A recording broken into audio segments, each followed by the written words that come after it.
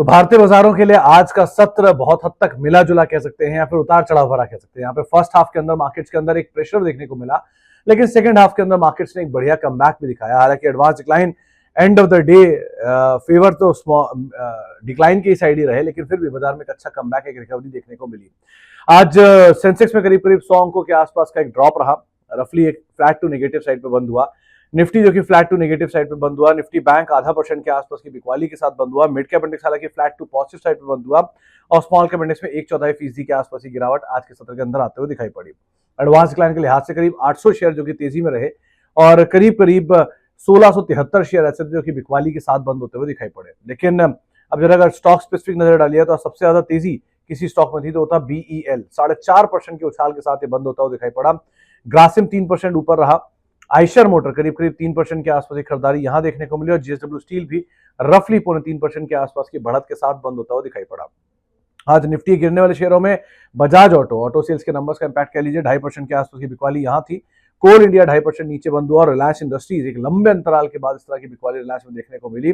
Bajaj Finserv करीब करीब 2% की बिकवाली के साथ ये भी बंद होता हुआ दिखाई पड़ा। आज मिड कैप में ट्यूब इन्वेस्टमेंट ने एक बढ़िया कमबैक दिखाया, करीब 8% के आसपास की बढ़त यहां पर देखने को मिली। सुप्रीम इंडस्ट्रीज करीब 6% ऊपर बंद हुआ, प्रेस्टीज एस्टेट 5% ऊपर बंद हुआ और कमिंस इंडिया रफली 4% के आसपास की खरीदारी यहां पर आते हुए दिखाई पड़ी। मिड कैप में गिरने वाले शेयरों में fertiliser and chemical Travancore fact करीब 8% नीचे। BSC एक बड़ी तेजी के बाद अभी शेयरों में सब में बिकवाली आ रही, तो BSC करीब 6% नीचे। आयरेडा 5.5% के आसपास की बिकवाली यहां पर आते हुए दिखाई पड़ी और साथ ही साथ कुछ और नामों में कल्याण ज्वेलर 4.5% की बिकवाली के साथ ये भी बंद होता हुआ दिखाई पड़ा। स्मॉल कैप साइड पे वेल्सपन इन्वेस्टमेंट करीब 9% की तेजी के साथ बंद हुआ। नारायण हृदयालय करीब 9% के उछाल के साथ बंद हुआ।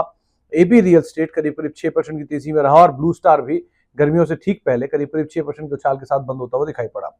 आज स्मॉल कैप में जहां बिकवाली तो इसमें एंजल वन रफली 9% नीचे, TTML 6% नीचे, SW सोलार 6% नीचे और MCX करीब करीब 5% के आसपास की बिकवाली के साथ बंद होते हुए दिखाई पड़े। आज F&O में बाजी मारी ट्यूब इन्वेस्टमेंट ने 8% की तेजी के साथ, सुप्रीम इंडस्ट्रीज करीब 5% के उछाल के साथ बंद हुआ। REC 5% ऊपर बंद हुआ और साथ साथ TVS मोटर करीब करीब 5% के उछाल के साथ ये भी बंद होता हुआ दिखाई पड़ा।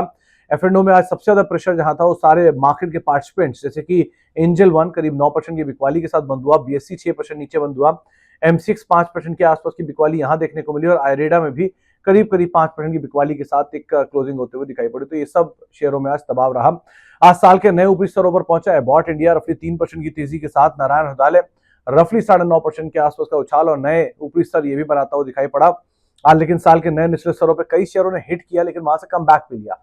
मिसाल के तौर पर आरती इंडस्ट्री साल का नया निचला स्तर लेकिन 2% ऊपर बंद, ABB 3.5% ऊपर बंद, अदानी इंटरप्राइजेस 1.5% ऊपर बंद, अदानी ग्रीन 4.5% ऊपर बंद, अदानी टायर करीब करीब, अपोलो टायर करीब करीब 3.5% के आसपास की बढ़त के साथ बंद हुआ।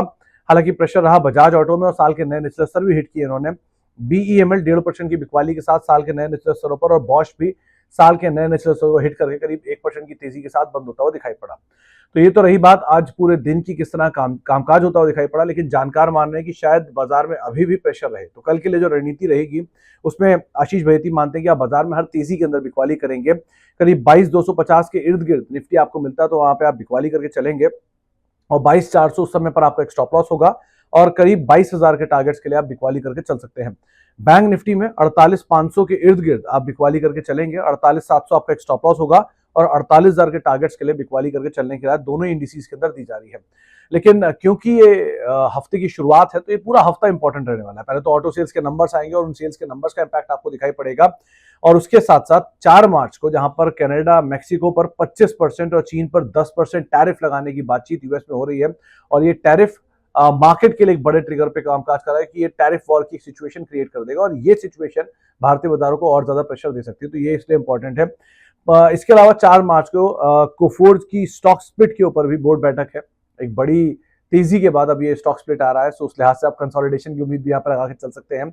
5 मार्च को चीन में 2 दिन की सालाना NPC की एक बैठक होने वाली है। 1 अप्रैल को टैरिफ के ऊपर यूएस की एजेंसियां ट्रंप को अपनी रिपोर्ट सौंपने वाली है। किस तरह का आउटकम यहां से आता हुआ दिखाई पड़ता है और फिर 18 से 19 मार्च के बीच में फेड की एक ब्याज दरों को लेकर बैठक भी होने वाली है। तो ये सब चीजें तो रहेंगे ही, प्लस डोमेस्टिक फ्रंट पर आपको IIP के नंबर्स, डोमेस्टिक फ्रंट पे आपके CPI के नंबर्स, कई सारे बोर्ड मीटिंग्स, ये सब चीजें भी हैं जिनको आप ध्यान रखेंगे और साथ ही साथ होली भी है तो एडवांस टैक्स का नंबर भी उसके इर्द गिर्द आएंगे। तो ये बहुत सारी चीजें इनको बाजार जरूर देखेगा लेकिन इन आंकड़ों के बीच में मार्केट की जो वोलेटिलिटी है, जो वीकनेस है, वो प्रिवेल करेगी। तो इन सारी चीजों पर भी आपको ध्यान रखना होगा और उन सबके बीच में भी मार्केट की वोलेटिलिटी को के ऊपर किस तरह से रिएक्शन आते हैं, कैसे बाजार रिएक्ट करता है, वो भी आपको देखना होगा।